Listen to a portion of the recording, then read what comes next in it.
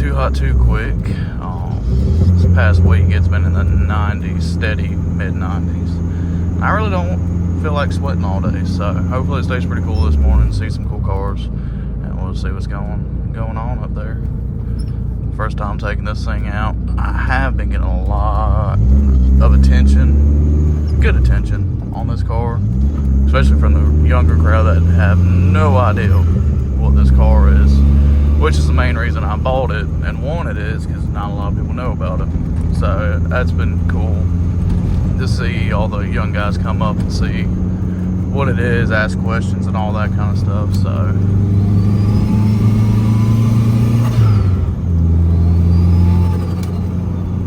I'll let this car by. If it's gonna come on. Let's see, come on.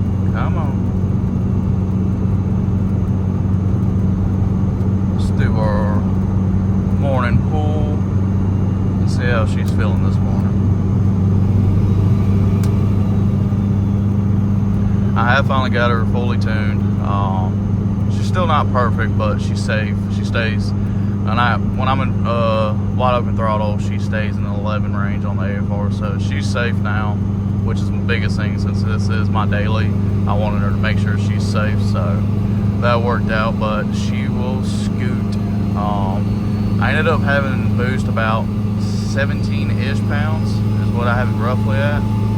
So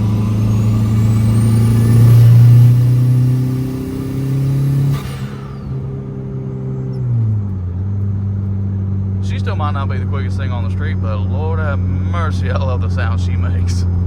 God, it's addicting.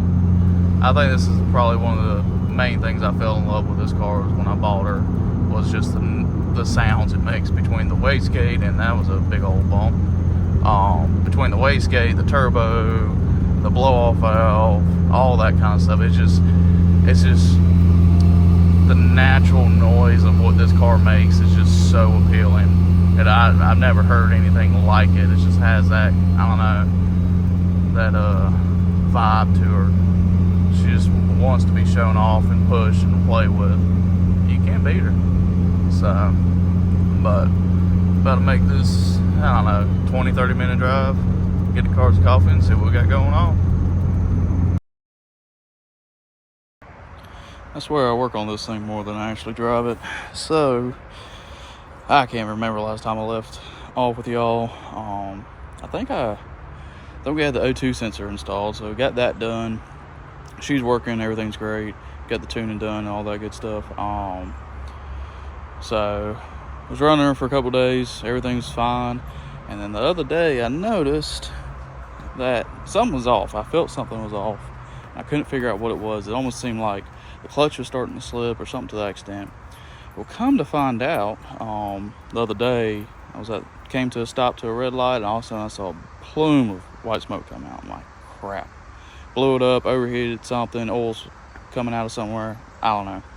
So I pulled off, shut her off, popped the hood. No smoke was coming out, no mess, no oil everywhere, coolant. And I'm like, what in the world? Where's this smoke coming from? And then come to find out, it came from that. So my brakes completely locked up on me, and I was like, crap. Brakes locked up, caliber or something to that extent. But got it to the shop, let everything cool down, found out caliper's fine, piston moves fine, slides weren't seized. I'm like, what in the world? How? I'm like, I don't know. So when you put everything back together, when I put the wheel back together, or put the wheel back on, I was checking it, and I was like, let me check this, make sure my wheel bearings ain't bad. And sure enough, this thing has a good little wobble. So been taking this thing apart today. I've been working on that. Let's see if I can remove this. That'll work. Oh, that did not work. There we go. That works better. Watch out. Oh, move. So took everything apart. Had to beat that tie rod off. She was seized in there. Everything else comes out pretty good.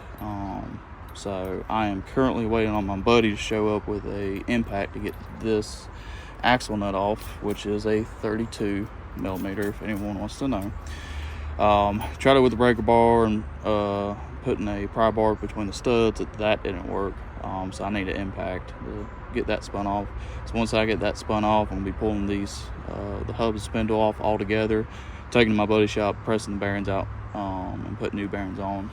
Now I checked my driver's side, and the driver's side's fine. It had no wiggle or anything like that. I was like, I'm gonna put a bearing in the inside, might as well do this side. So I'm gonna go ahead and take care of this side. This side actually came apart a whole lot easier. Brakes weren't as tight. That tie rod just boop, popped right out. So that's good to go. What else have I done in the meantime? Oh, I did get the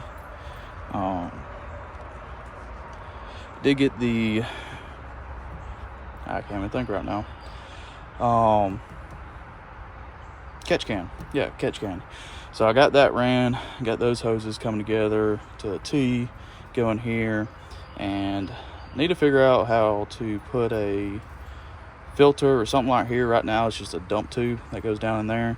I don't have it going back into the intake or anything like that. I'm just going to leave it like that, let it breathe the atmosphere, and that's what she's doing right now. So right now, if anything does get passed in here, it'll just go through this tube and dump it out. So cleaned her up a little bit. She was still nasty, so I washed the engine bay, all that good stuff. So I swear, I keep on forgetting. When I bought this car, I was like, cool, it's SRT. I was more focused on what this car was and is, with the motor setup, everything like that, and it was being an SRT. I was more focused on that, and I keep on forgetting this thing's almost 20 years old. It's 05, so it's almost 20 years old, and it's also a Dodge. So you know how Dodge's products hold up over time. Still love them, but their products never hold up, especially from the early 2000s. Crap. So I keep on running. I'm getting frustrated. I'm like, crap. I'm like, oh wait, I got an old ass car. That's why. As cool as she is, she still needs a ton of love. So I'm working on that right now. Everything's going pretty good.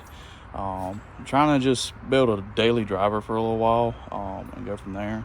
I never made also kind of spin it off real quick, I just remembered, never made a video when I went to the Cars and Coffee before. Got there, it was busy as crap, it was hot as crap. I think it stayed cool for about 30 minutes and then got really hot and everyone started leaving. Couldn't even find a parking spot. I had to park like 3 parking lots away. Really good show. Bunch of cool cars there. It's just a whole lot of people and everyone just left because it got so hot. So I'm gonna be working on this. I'll post any more videos or that I do when I start tinker on this thing and going from there. One of the things I do want to try to look into is, I don't know if you can see, but these shift cables. I want to look in and see what products they make to make these shift cables, because I came from a truck side of the world, or whatever you want to call it, and it messes me up that I don't have direct input going into the transmission with the shifter. These cables and linkages and everything like that just makes it feel really weird, and I don't like it. I like having that direct gear engagement feeling and all that good stuff.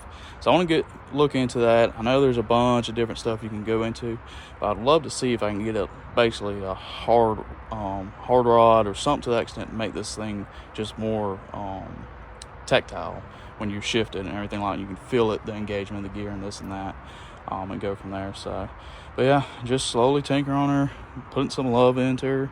A lot of cuss words, but still putting some love into her. So we shall see. But yeah, like I said, if I get a chance, I'll make some more videos on working on this thing and go from there. And how I do need to figure out, I haven't had a chance to look, but I think I have a intermittent ignition coil when it gets hot, because I've noticed when I get really hot, I'll either have two things. She does not want to idle. She'll shut off when you come to a stop. She'll just fluctuate up and down, and then also after she's hot and you turn her off and you try to turn her back on, she will not want to start. She'll just crank. I've already checked. I got fuel pressure, I got fuel and this and that. I don't know if the injectors are firing, but I know I got fuel. I think it's a spark issue. I don't think I'm getting spark. I think that coil pack, or I don't know how you technically call it because it's not a coil on plug, I think that might be going bad, because with that, it only happens when it's hot. When it's cold, it's fine and never had an issue. It's only when it's hot. So I think that's bad. I need to see if I can find out some how to test these with the multimeter, so I can verify, because I just don't want to throw one on there if I've already thrown enough parts and time into this thing, and I don't want to throw on there and not be the problem. So if anyone knows what the specs are, or how to ohm them out, or check continuity, or whatever it is to check these things with the multimeter, let me know. Comment below or point me in the right direction. Like I said, I haven't really done too much time researching it, so it might be just right there on a Google search, but if it's not, if anyone can help me, that'd be awesome. Yeah, drop that in the comments below, and we'll keep on this thing. Hopefully after a while I'll get her dialed in where I can start tinkering with her and take her out more, go to more shows and this and that. But right now I need to make sure she's a good daily, because that's the whole reason I bought it. I wanted a cool, fun daily, and I got to get that dialed pat first before I do anything else. So all right, until next time.